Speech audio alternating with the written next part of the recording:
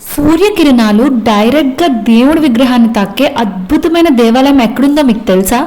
అంతేకాకుండా ఆ క్షేత్రంకి వెళ్ళి దర్శనం చేసుకుంటే హెల్త్ ప్రాబ్లమ్స్ తగ్గుతాయని మీకు తెలుసా? అది మరి ఎక్కడో కాదండి.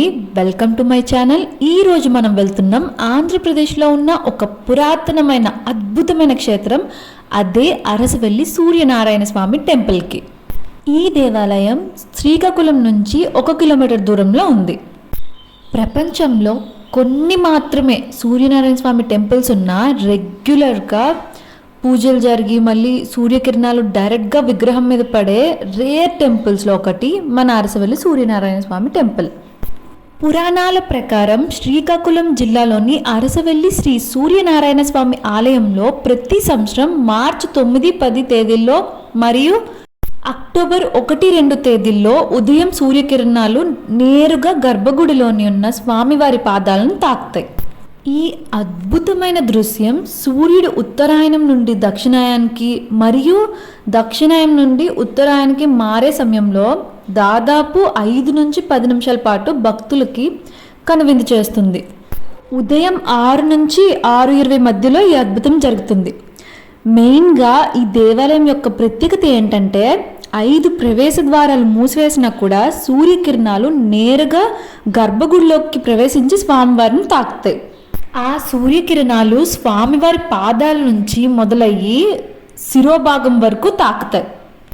ఇక్కడ స్వామివారు ఎప్పుడూ మనకి అలంకారం రూపంలోనే దర్శనమిస్తారు. ఒక్క రథసప్తమి నాడు మాత్రమే స్వామివారి నిజరూప దర్శనం మనకి లభిస్తుంది.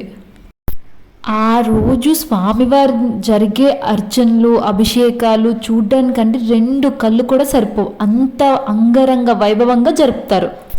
ముఖ్యంగా ఆ రోజు స్వామివారిని దర్శించుకుంటే హెల్త్ ప్రాబ్లమ్స్ అన్నీ క్యూర్ అవుతాయని చెప్పి ఇక్కడ ప్రజల నమ్మకం.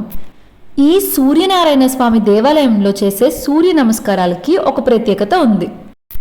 ఈ దేవాలయంలో సూర్య నమస్కారాలకి ఒక మండపం కూడా ఉంది. ఎవరైనా సరే ఆరోగ్య సమస్యలతో బాధపడితే కనుక ఈ మండపంలో సూర్య నమస్కారాల వ్రతం ఆచరిస్తే అనారోగ్యం పోయి ఆరోగ్యం ఇంప్రూవ్ అవుతుందని చెప్పి చెప్తారు. ఇంకా ఈ టెంపుల్ యొక్క డీప్ హిస్టరీకి వెళ్ళే ముందు నా ఛానల్ని ఎవరైనా ఫస్ట్ టైం చూస్తున్నారా అయితే లైక్ చేయండి, షేర్ చేయండి, సబ్స్క్రైబ్ చేసుకోండి. ఇప్పుడు మెయిన్ హిస్టరీకి వెళ్తే స్వామివారిది 5 అడుగుల విగ్రహం, స్వయంభూ విగ్రహం ఎక్కడి నుంచో వచ్చి భూగర్భంలోనే ఉండిపోయింది. ఎన్నో ఏళ్ళుగా భూగర్భంలోనే ఉండిపోయింది. అక్కడ అలా ఉండగా ఇక్కడ సూర్యనారాయణ స్వామి వారి విగ్రహాన్ని ద్వాపర యుగంలో దేవేంద్రుడు ప్రతిష్ఠించినట్లుగా ఇక్కడ స్థల పురాణం బట్టి చెప్పబడింది. మహాభారతం యుద్ధం అనంతరం బలరాముడు ఈ ప్రదేశాన్ని సందర్శించగా ఆ సమయంలోనే ఇక్కడ నీళ్ళు లేక పంటలు సరిగ్గా పండక ప్రజలు చాలా ఇబ్బందులు పడుతుండేవారు. అటువంటి సమయంలోని బలరాముడు తన నాగల్ని భూమిలోకి దించగా అప్పుడు పెళ్ళున ఒక నీటి ద్వారా ప్రవహించింది. అదే నాగావళి నది. శ్రీకాకుళం దగ్గర ప్రవహిస్తున్న నదే నాగావళి నది. ఇంకా నది రావడం వల్ల పంటలు బాగా పండి ప్రజలు చాలా సుఖ సంతోషాలతో ఉండేవారు. ఇంకా అదే సమయంలో బలరాముడు ఆ నాగావళి నది తీరంలోనే 5 పంచలింగాల్ని ప్రతిష్ఠించాలని అనుకున్నారు. ఇంకా అదే సమయంలోని ఉమారుద్ర కోటేశ్వర స్వామిని ప్రతిష్ఠించారు. ఆ ప్రతిష్ఠ కార్యక్రమానికి అందరు దేవతలు వచ్చారు. కానీ దేవేంద్రుల వారు మాత్రం తన విధులు నిర్వహించుకొని చాలా నిర్దిష్ట సమయంలోని శ్రీ ఉమారుద్ర కోటేశ్వర స్వామి దర్శనం కోసం వస్తారు. కానీ అప్పటికీ చాలా నిర్దిష్ట సమయం అవ్వడం చేత అప్పుడు అక్కడే ఉన్న నందీశ్వరుడు ఇంకా ఇతర దేవతలు కూడా స్వామివారు ఈ సమయంలో ఏకాంతంలో ఉన్నారు, లోపలికి వెళ్ళడానికి తగ్గదు అని అడ్డుకుంటారు. కానీ ఇంద్రుడు దేవతల రాజు కదా, మరి నేనే రాజుని అన్న అహంకారంతో లోపలికి నన్ను వెళ్లకుండా ఎవరు ఆపుతారు అని చెప్పి లోపలికి వెళ్ళడానికి ప్రయత్నిస్తాడు.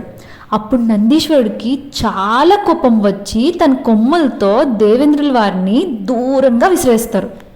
అప్పుడు ఇంద్ర పుష్కర్ణి దగ్గర దేవేంద్రుల వారు స్పృహ తప్పి పడిపోయి ఉంటారు. ఇప్పుడు మీకు ఇంతకంటే ముందు క్లిప్లో చూపించింది ఇంద్ర పుష్కర్ణి. ఇంకా ఇంద్ర పుష్కర్ణి దగ్గర దేవేంద్రుల వారు స్పృహ తప్పి పడిపోయి ఉంటారు కదా. ఇంకా స్వప్నంలో సూర్యనారాయణ స్వామి ఇంద్రుడికి కనిపించి, నువ్వు ఎక్కడైతే పడిపోయావో నీ వజ్రాయుధంతో తవ్వి చూస్తే నా స్వయంభు విగ్రహం కనిపిస్తుంది, దాన్ని బయటికి తీసి నీవు ఇక్కడే ఆ విగ్రహాన్ని ప్రతిష్ఠించి పూజలు చేస్తే సంపూర్ణ ఆరోగ్యవంతుడు అవుతావని సూర్యనారాయణ స్వామి దేవేంద్రుడికి కల్లో కనిపించి చెప్తారు. ఇంకా వెంటనే దేవేంద్రుల వారు మెలకువ తెచ్చుకొని తన వజ్రాయుధంతో అక్కడే తవ్వి చూడగా స్వామివారి విగ్రహం కనిపిస్తుంది. ఆ విగ్రహాన్ని బయటికి తీసి ప్రతిష్ఠించి పూజిస్తారు. దేవేంద్రుల వారు సంపూర్ణ ఆరోగ్యంతో ఇంద్రలోకం కూడా వెళ్ళిపోతారు. అలా ఇంద్రుడు తన వజ్రాయుధంతో తవ్వాడు కాబట్టి దాన్ని ఇంద్ర పుష్కరిణి అంటారు. ఎవరైతే ఆ ఇంద్ర పుష్కరిణిలో స్నానం ఆచరించి స్వామివారి దర్శనం చేసుకొని అర్చిస్తే ఎలాంటి అనారోగ్య సమస్యలున్నా సంపూర్ణ ఆరోగ్యవంతులై ఆనందంతో తిరిగి వెళ్తారని దీన్ని హర్షవల్లి అంటారు. హర్ష అంటే ఆనందం, వల్లి అంటే తీగ. ఆరోగ్యవంతులై ఆనందాన్ని అల్లుకొని వెళ్తారు కాబట్టి హర్షవల్లి అని పేరు. కాలక్రమేణా అరసవల్లి అని పేరు వచ్చింది. తర్వాత ఇంద్రవర్మ అనే రాజు ఇక్కడ స్వామివారికి ఆలయాన్ని నిర్మించారు. ఆ తర్వాత 16వ శతాబ్దంలో నిజాం నవాబు జుబేదర్గా వచ్చిన షేక్ మొహమ్మద్ అనే ఒక అతను దండయాత్రలో ఈ ఆలయాన్ని ధ్వంసం చేయడానికి వస్తాడు.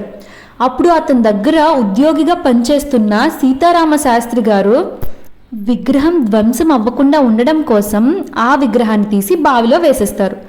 మళ్ళీ 18వ శతాబ్దంలో పునర్జీ అనే పంతులు గారికి ఆ సూర్యనారాయణ స్వామి స్వప్నంలో దర్శనమిచ్చి, నాయన నేను ఈ బావిలో ఉన్నాను, బయటికి తీసి ప్రతిష్ఠించమని చెప్తారు. అప్పుడు ఆయన ఆ విగ్రహాన్ని బయటికి తీసి అక్కడే ప్రతిష్ఠిస్తారు. ఆ తర్వాత 1999లో ఈ ఆలయాన్ని పునరానిర్మితం చేశారు. ఇంకప్పటి నుంచి స్వామివారికి అర్చనలు, పూజలు అన్నీ ఎంతో అంగరంగ వైభవంగా జరుగుతున్నాయి. అంతేనండి. ఇలాంటి మరెన్నో వీడియోస్ కోసం నా ఛానల్ని లైక్ చేయండి, షేర్ చేయండి, సబ్స్క్రైబ్ చేసుకోండి అండ్ కమెంట్ కూడా చేయండి.